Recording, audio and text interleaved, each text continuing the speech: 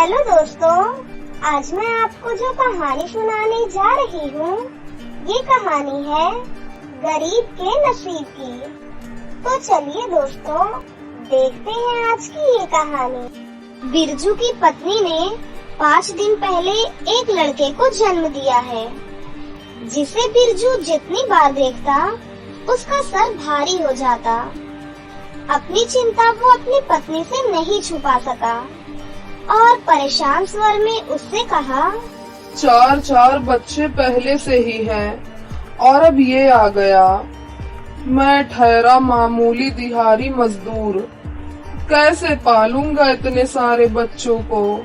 बिरजू की पत्नी उसकी बातों का क्या जवाब देती।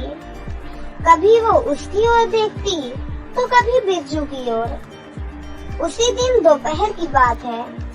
बिरजू अपनी टूटी फूटी झोपड़ी के बाहर चुपचाप बैठा हुआ था। तभी उसकी झोपड़ी के आगे एक बड़ी सी आलीशान कार आकर रुकती है।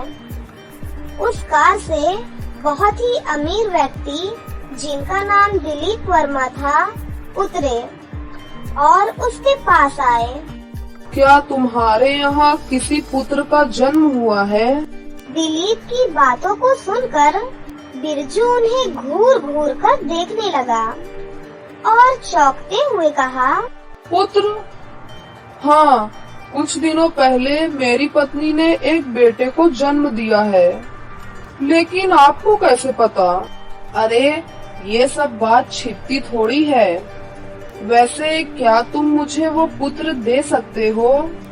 ऐसा है, मेरी कोई संतान नहीं है और मैं तुम्हारे बेटे को गोद लेना चाहता हूँ। बिरजू थोड़ी देर फिर से दिलीप की ओर घूर घूर कर देखता रहा और फिर उनसे बोला, साहब, मैं बहुत ही गरीब आदमी हूँ। किसी तरह अपने परिवार के लिए 2 वक्त की रोटी कमाता हूँ। जब से मेरा ये बेटा हुआ है, मैं उसी की चिंता में घुला जा रहा हूँ। आप मेरे पास किसी भगवान की तरह आए हैं। आपके पास इसका भविष्य बन जाएगा। मेरे पास तो इसकी किस्मत में भूख और बीमारी ही आएगी। बिरजू ने दिलीप को अपना बेटा दे दिया। दिलीप ने बच्चे को लिया और वहाँ से निकल पड़ा। रास्ते में एक नदी आती थी। दिलीप ने अपनी कार वहाँ रोकी और बच्चे को अपनी गोद में उठाया और नदी के पास खड़ा हो गया। आज मैं अपनी बेटी का भाग्य अपने हाथों से खुद लिख रहा हूँ।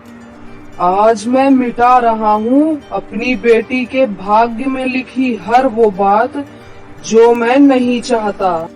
ये कहकर दिलीप ने उस छोटे से बच्चे को अपनी गोद से नदी में फेंक दिया। दिलीप एक बहुत बड़े ज्योतिषी थे। वो भविष्य देख सकते थे। यही नहीं, किसी की जन्म कुंडली पढ़कर जिसके बारे में वो जो कहते थे वो सच हो जाता था। उनका कहा कभी नहीं बदलता था। कुछ दिन पहले की बात है। वो अपनी एकलौती बेटी मेहर की कुंडली देख रहे थे। ये क्या है? ये कैसे हो सकता है? मेरी एक लौती बेटी का विवाह किसी दिहाड़ी मजदूर के बेटे से होगा? हाँ? दिलीप ने अपनी आंखें बंद की और उस लड़के को देखना शुरू किया। पल भर में ही उनकी आंखों के आगे बिरजू का बेटा आ गया। उन्होंने अपनी आंखें खोली और मैं भविष्य देख सकता हूँ तो भविष्य बदल भी सकता हूँ। मैं बदल दूंगा अपनी बेटी का भविष्य, मार दूंगा उस लड़के को। दूसरी ओर वो छोटा सा बच्चा पानी के बहाव के साथ बह जा रहा था। वहीं नदी के किनारे बसे एक छोटे से गांव की मछुआरी कमला उस समय जाल डालकर मछली के फंसने का इंतजार कर रही थी। कितनी देर हो गई, आज तो एक भी मछली जाल में नहीं आई। तभी उसकी नजर पानी की लहरों के ऊपर आ रहे उस बच्चे पर पड़ी, जो बेचारा लगातार रोए जा रहा था। अरे ये किसका बच्चा है? किस निर्दयी ने इस बच्चे को पानी में डाल दिया? अरे जब पाल नहीं सकते तो पैदा क्यों करते हैं? कमला ने उस बच्चे को लहरों से निकाला। वो बेचारा बच्चा लगातार रोए जा रहा था।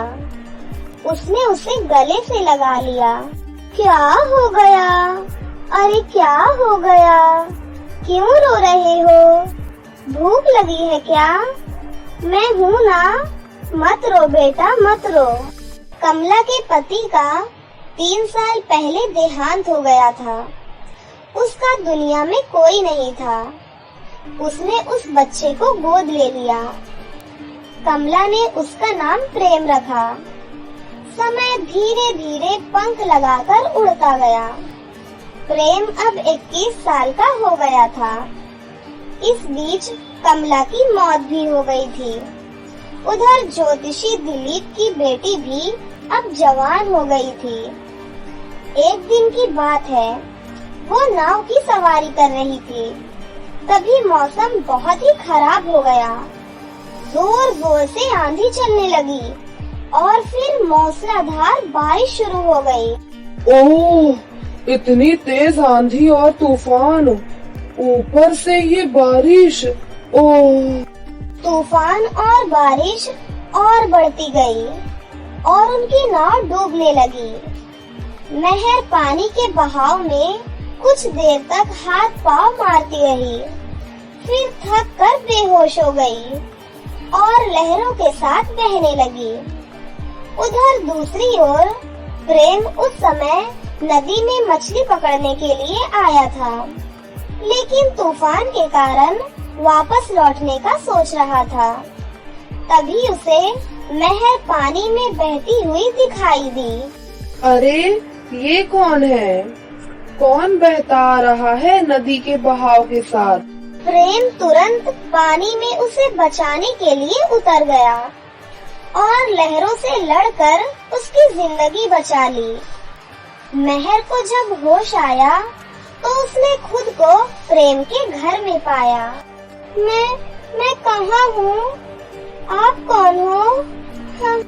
तब प्रेम ने नहर को वो सारी बातें बताई, जिसे सुनकर नहर का दिल प्रेम के प्रति प्यार से भर गया और उसने अपने प्यार का इजहार भी उससे कर दिया। प्रेम ने भी उसका निवेदन स्वीकार कर लिया। कुछ दिनों बाद उन दोनों ने शादी कर ली। शादी के बाद नहर प्रेम को लेकर अपने घर पहुंची और अपने पिता से सारी बातें बताई। तुमने शादी कर ली, लेकिन ये लड़का कौन है? इसका कौल क्या है? खानदान क्या है? तब प्रेम ने उन्हें सारी बातें बताई, जिसे सुन दिलीप ने अपना सर पीट लिया और मन ही मन सोचने लगा, हे भगवान, 21 साल पहले मैंने इस काले अध्याय को अपनी बेटी की जिंदगी से निकालना चाहा था, लेकिन आज ये फिर से मेरे सामने आ गया। लेकिन मैं हार नहीं मानूंगा। उस बिहारी मजदूर के बेटे को मैं कभी अपना घर जमाई स्वीकार नहीं करूंगा। कुछ दिनों के बाद नहर कुछ महीनों के लिए शहर से बाहर गई हुई थी, तो दिलीप ने प्रेम को अपने पास बुलाया और उससे बहुत ही चिंतित स्वर में कहा, मैं तुमसे कुछ मांगना चाहता हूँ बेटा। अपने लिए नहीं, लेकिन मेरी एक लौती बेटी के लिए, उसके जीवन के लिए। बोलो, क्या तुम मुझे वो दोगे जो मैं मांगूंगा तुमसे, या इनकार करके मेरी बेटी के जीवन को खतरे में डाल दोगे? बोलो बेटा। ये सब आप क्या कह रहे हैं पिताजी? मेरी तो कुछ समझ में नहीं आ रहा। देखो, मैं कहना तो नहीं चाहता तुमसे, लेकिन अगर नहीं कहा तो बहुत मुसीबत आ जाएगी। तुम्हें तो पता है कि मैं ज्योतिषी हूँ। मैंने अपनी बेटी की और तुम्हारी कुंडली देखी है। उसमें साफ साफ लिखा है कि अगर तुम दोनों साथ रहे तो मेरी बेटी की मृत्यु हो जाएगी। ये आप क्या कह रहे हैं? मैं सही कह रहा हूँ बेटा, लेकिन हम उसकी मृत्यु को रोक सकते हैं अगर तुम उसे छोड़कर हमेशा के लिए चले जाओ तो। अपनी पत्नी की खातिर प्रेम उस शहर को छोड़कर वीरगंज नाम के दूसरे शहर में चला गया। कई दिन तक वो भूखा प्यासा इधर उधर भटकता रहा और एक दिन वो सड़क के किनारे बेहोश होकर गिर पड़ा। जब उसे होश आया तो उसके सामने रामू नाम का एक बूढ़ा सपेरा बैठा हुआ था, जो सांप का खेल दिखाकर अपनी रोटी चलाता था। तुम कौन हो बेटा और कहाँ से आए हो? तब प्रेम ने उसे अपनी सारी बातें बताई। उसकी बातें सुनकर रामू ने कहा, बेटा, जो भाग्य में लिखा होता है उसे कौन बदल सकता है? यही तुम्हारे भाग्य में लिखा था तो उसे तुम कैसे बदल सकते हो? वैसे भी तुम्हारा ये फैसला तुम्हारी पत्नी के जीवन के लिए है, इसलिए इसे स्वीकार करो और नई जिंदगी शुरू करो बेटा। प्रेम रामू के साथ रहने लगा।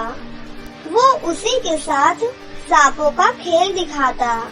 यही नहीं, उसने रामू से न सिर्फ जहरीले सांपों को पकड़ने की कला सीखी, बल्कि उनके जहर को काटने का मंत्र और जड़ी बूटी के बारे में भी जाना।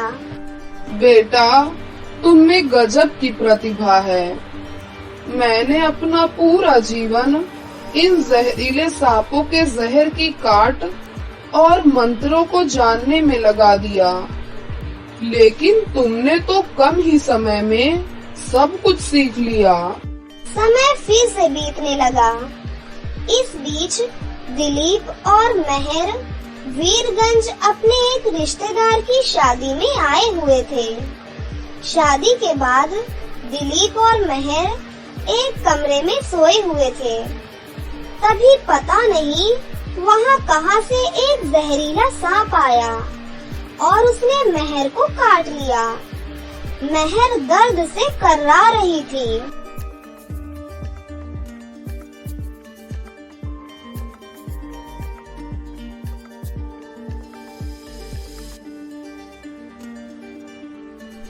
पिताजी, पिताजी, मुझे सांप ने काट लिया है।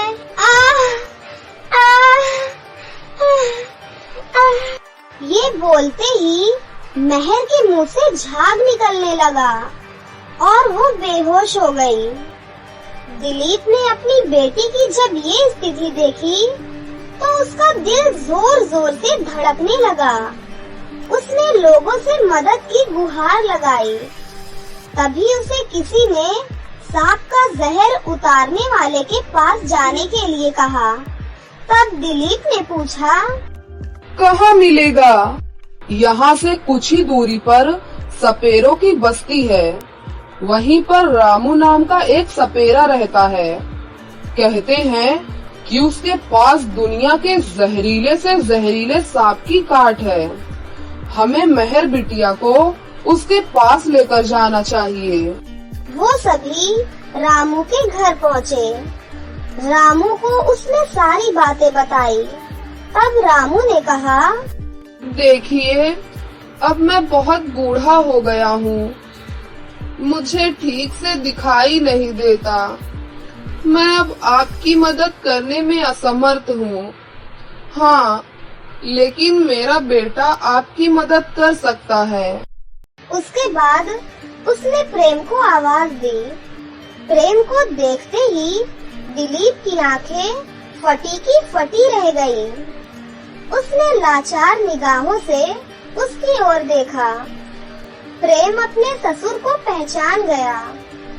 वो तुरंत जंगल से जड़ी बूटी लेकर आया और उसका लेप मेहर को लगाया और उसकी जान बच गई। जैसे ही मेहर को होश आया और उसने अपने सामने प्रेम को देखा तो प्रेम, तुम जिंदा हो? लेकिन पिताजी ने कहा था कि जब मैं शहर से बाहर गई हुई थी तो कोई जंगली जानवर तुम्हें उठाकर ले गया था। ये बात सुनकर प्रेम ने अपने ससुर की ओर देखा तो दिलीप ने हाथ जोड़कर उससे कहा, तुम दोनों मुझे माफ कर दो। मैं तुम दोनों का गुनहगार हूँ, खासकर प्रेम का। मैंने भाग्य के लिखे को बदलना चाहा, लेकिन मैं हार गया। मुझे माफ कर दो प्रेम, मुझे माफ कर दो। उसके बाद दिलीप ने सारी कहानी उन दोनों को बताई, जिसे सुनकर मेहर को अपने पिता से घृणा हो गई। तब प्रेम ने अपनी पत्नी से अपने पिता को माफ करने को कहा। उसके बाद वो सभी खुशी खुशी रहने लगे। बहुत समय पहले की बात है। मणिपुर नाम के एक गांव में सभी लोग हंसी खुशी से रहा करते थे। उसी गांव में एक घर था जिसमें अनु अपनी बूढ़ी नानी के साथ रहती थी। अनु के माता पिता की एक कार दुर्घटना में मौत हो गई थी। तभी से अनु की नानी ने उसका पालन पोषण किया। अनु की नानी बूढ़ी होने के बावजूद भी दूसरों के घरों में काम किया करती थी। उसी से उनके घर का गुजारा चल रहा था। माँ बाप की परवरिश न होने के कारण अनु घर में रहकर आलसी और नाकारा बन चुकी थी। अनु पूरे 22 साल की हो चुकी थी, लेकिन वो बाहर जाकर कोई भी काम नहीं करना चाहती थी। उसकी नानी बाहर का काम खत्म करके घर का काम भी खुद ही किया करती थी। अनु बेटी, मैं अब बूढ़ी हो चुकी हूँ। आखिर कब तक मैं यूं ही काम करते रहूंगी? तुम सारा दिन बस गेम खेलते रहती हो। यहाँ तक कि तुम ये भी नहीं सोचती कि नानी बाहर काम करने गई है तो मैं घर का ही काम कर लूं। बेटी, अब मुझसे घर का खर्चा चलाना बहुत मुश्किल हो रहा है। तुम बाहर जाकर कोई काम क्यों नहीं ढूंढती बेटा? उफ नानी, मैंने आपको बताया तो था कि बाहर अभी काम नहीं चल रहा है। अगर काम चलेगा तो वो लोग मुझे खुद ही बुला लेंगे। अरे नाकारा लड़की, तुझे कोई काम करने के लिए थोड़ी ना बुलाएगा। काम तो तुझे खुद ही ढूंढना पड़ेगा ना। और मैंने तुझे जो कल बोला था सेठ के यहाँ चली जाना, तो तू क्यों नहीं गई बेटा? अच्छा ठीक है नानी, मैं चली जाऊंगी, लेकिन अभी मुझे गेम खेलना है। अनु के दिन यूं ही बीत रहे थे और अनु की उम्र बढ़ती ही जा रही थी, लेकिन वो ना काम करना चाहती थी और ना ही अपनी नानी की बात माना करती थी और सारा दिन आवारा लड़कों के साथ घूमा करती थी। और जब उसे भूख लगती तो वो घर पर आकर खाना खा लिया करती। और फिर एक दिन अनु की बचपन की सहेली स्वरा उससे मिलने के लिए आती है। प्रणाम नानी जी, कैसी हैं आप? और आपकी तबीयत कैसी है? ठीक हो बेटी, बस जैसे तैसे जी रही हूँ। अरे स्वरा, इतने दिनों के बाद तुम यहाँ पर कैसे आ गई? कुछ नहीं, बस मैं शहर जा रही थी इंटरव्यू देने के लिए, तो सोचा कि तुम लोगों से भी मिलती चलूं। वैसे मैं सोच रही थी कि तुम्हें भी अपने साथ ले चलूं। आखिर कब तक तुम्हारी बूढ़ी नानी यूं ही काम करती रहेंगी? तो तुम चलोगी ना मेरे साथ इंटरव्यू देने? अरे स्वरा बेटा, ये कहाँ अपने मुंह से बोलेगी? तुम अपने साथ इसे ले जाओ। हो सकता है तुम्हारे साथ ये भी काम करने लग जाए। फिर स्वरा अनु को अपने साथ चलने के लिए राजी कर लेती है। फिर दोनों सहेलियाँ इंटरव्यू देने के लिए चली जाती हैं। कुछ ही दूर चलने पर रास्ते में अनु को भूख लग जाती है और अनु बोलती है, अरे यार, तू इतनी देर से साइकिल चला रही है, चल ना थोड़ी देर आराम कर लेते हैं और पेट पूजा भी। मुझे बहुत जोरों से भूख लग रही है। अरे अभी तो हमें घर से निकले हुए थोड़ा ही टाइम हुआ है और तुम्हें भूख लग गई। वैसे भी तुम खाना तो खा कर ही आई थी ना। चलो वैसे कोई बात नहीं, मैं आलू के पराठे लेकर आई हूँ। चलो दोनों मिलकर खाते हैं, ठीक है? और फिर दोनों मिलकर एक पेड़ के नीचे बैठकर खाना खाने लग जाती हैं। खाना खाते समय अनु की नजर एक आसमान की ओर जा रही सीढ़ी पर जाती है। तभी अनु बोलती है, अरे स्वरा, देख ये सीढ़ी कितनी ऊपर जा रही है। मुझे तो लगता है ऊपर कोई न कोई कीमती चीज है, हमें चलकर देखना चाहिए। नहीं अनु, हमें ऐसे नहीं जाना चाहिए। क्या पता ऊपर कोई खतरा हो और हम किसी मुश्किल में पड़ जाएं। मुझे तो बहुत डर लग रहा है, चलो यहाँ से। तुम तो एक नंबर की डरपोक हो। मुझे तो लगता है ऊपर कोई अच्छी सी चीज होगी। मैं तो जा रही हूँ, तुम्हें आना है तो आ जाओ, नहीं आना तो यहीं पर मरो। इतना कहकर अनु सीढ़ियों पर चढ़ने लग जाती है। अनु को जाता हुआ देखकर स्वरा भी उसके पीछे पीछे चली जाती है। दोनों सहेलियां सीढ़ियों पर चढ़ते चढ़ते बादलों में पहुंच जाती हैं और वहां पहुंचने पर उन्हें सोने और चांदी के दो जादुई घर दिखाई देते हैं, जिन्हें देखकर दोनों चौंक जाती हैं। तभी अनु बोलती है, देखा स्वरा, मैंने तो पहले ही कहा था ऊपर कोई अच्छी सी चीज मिलेगी और यहाँ तो सोने और चांदी के घर मिल गए। अब तो हमें इंटरव्यू देने जाने की भी कोई जरूरत नहीं है, पूरी जिंदगी ऐश करेंगे। हाँ कि तभी सोने के घर से एक आवाज आई, हाँ अनु, तुमने बिल्कुल सही कहा, हम दोनों जादुई घर हैं। तुम मेरे घर में आ जाओ, तुम्हें यहाँ पर हर ऐशो आराम मिलेगा और तुम्हारी हर जरूरत की मांगों को भी पूरा किया जाएगा। फिर दूसरा चांदी का घर बोलता है, नहीं अनु, तुम मेरे घर में आ जाओ। यहाँ पर एक बूढ़ी अम्मा है जो बहुत ज्यादा बीमार है और वो काफी दिनों से किसी के आने का इंतजार कर रही है। अगर तुम उनकी सेवा करोगी और वो ठीक हो गई, तो तुम जो मांगोगी तुम्हें वो मिलेगा। मैंने तो अपनी दादी की भी कभी बात नहीं मानी और उस बुढ़िया की मैं सेवा करूं। चलो कर भी देती हूँ, लेकिन वो बुढ़िया अगर ठीक नहीं हुई और वो मर गई तो मुझे तो कुछ भी नहीं मिलेगा। मैं पागल थोड़ी ना हूँ जो तुम्हारे घर में आऊंगी। और फिर अनु अपनी लालच में आकर सोने के घर में चली जाती है। अब वहाँ खड़ी स्वरा ये फैसला करती है कि वो चांदी के घर में जाकर बूढ़ी अम्मा की सेवा करेगी।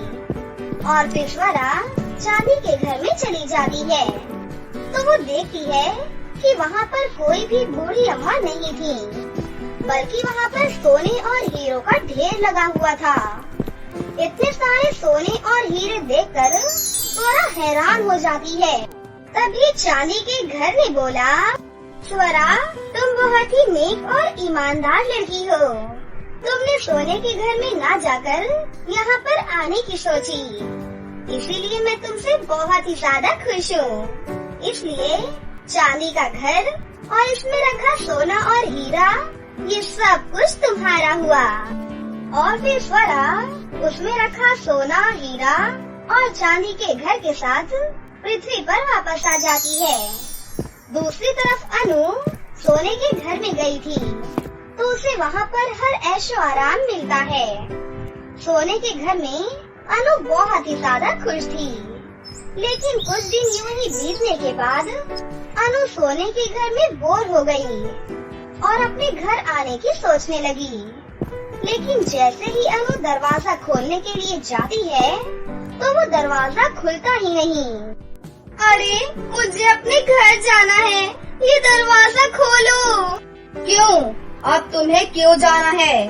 तुम्हें यहाँ पर हर ऐशो आराम मिल तो रहा है और तुम ऐसा ही चाहती थी ना? अब तुम हमेशा के लिए इसी घर में रहोगी। मैं तुम्हें कहीं नहीं जाने दूंगा। लेकिन अब मैं यहाँ पर बहुत बोर हो चुकी हूँ। मुझे अपने घर जाना है। प्लीज मुझे मेरे घर पर छोड़ दो।